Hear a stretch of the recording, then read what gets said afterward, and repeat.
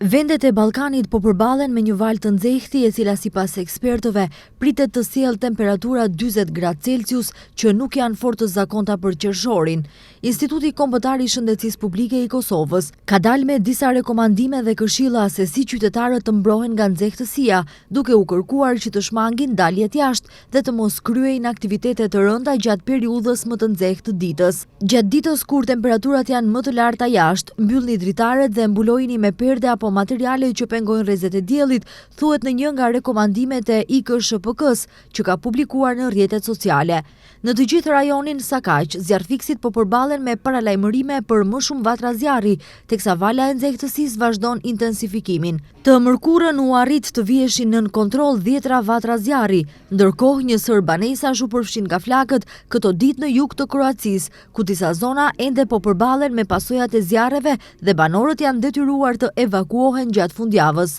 Nga kryeqyteti Zagreb në veri deri në Dalmaci në jug, disa rajone do të jenë në nivelin më të lartë të paralajmërimit për rrezik nga zjarret dhe për probleme shëndetësore për banorët nga i nxehti, than autoritetet. Dhe në Serbi po ashtu janë lëshuar paralajmërime për shkak të temperaturave ekstreme, teksa të mërkurën në Beograd temperaturat arritën në 38 gradë Celsius, ndërkaq një ditë më vonë ato pritet të jenë 39 gradë Celsius.